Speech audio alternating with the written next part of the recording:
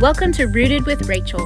My name is Rachel Boucher, and this is where you'll find fresh joy for your journey. Have you ever been given a responsibility that you absolutely dread? Maybe you signed up for something in haste and now you're regretting every minute of it. But what about those things that are forced upon us? The child with special needs we did not ask for. The loss of a job that we did not seek.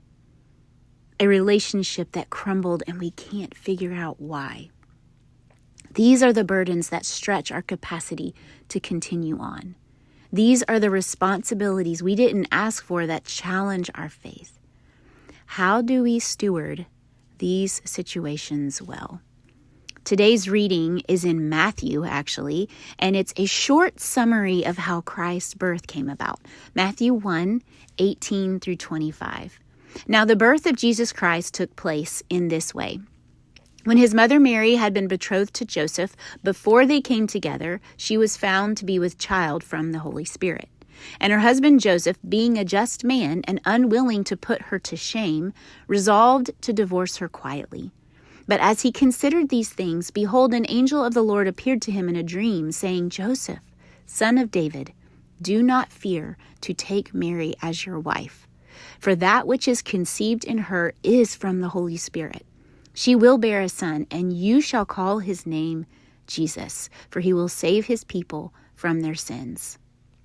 All this took place to fulfill what the Lord had spoken by the prophet. Behold, the virgin shall conceive and bear a son, and they shall call his name Emmanuel, which means God with us. When Joseph woke from sleep, he did as the angel of the Lord commanded him. He took his wife, but knew her not until she had given birth to a son, and he called his name Jesus.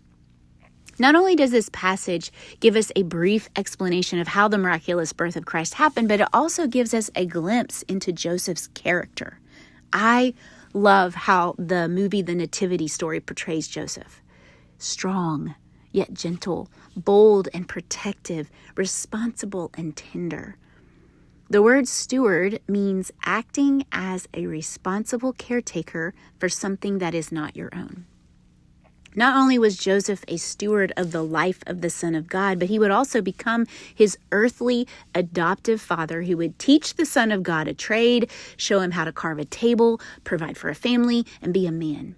Joseph felt the weight of his responsibility for Mary and the Son of God. Joseph was being asked to steward and care for this child which was not his own. How amazing that Emmanuel, God with us, would be cared for by a simple carpenter. Joseph took his responsibility seriously, and he called his name Jesus, it said. Joseph's obedience and ownership of a situation he did not ask for is a clear example of stewardship. What if we saw our seasons of silence and waiting as precious gifts to steward? Things entrusted to us for a time. Can you imagine what kind of shift would take place in our hearts if we viewed our season of suffering as a gift to steward? Helen Roseveare was a missionary who was captured and experienced unimaginable abuse at the hands of her captors. She explains in one of her books about her life that she sensed God saying to her in her suffering this: "Can you thank me for trusting you with this experience, even if I never tell you why? Can you thank me for trusting you with this experience, even if I never tell you why?" Your season of suffering is yours to steward. Have you ever thought about that? How are you caring for your suffering in the silence? Like Helen, when we look at our suffering through the lens of stewardship, our thoughts shift from a victim mentality to a victor mentality. God must trust you so much for you to carry this suffering. How will you steward your suffering? Carry this breath prayer in your heart today.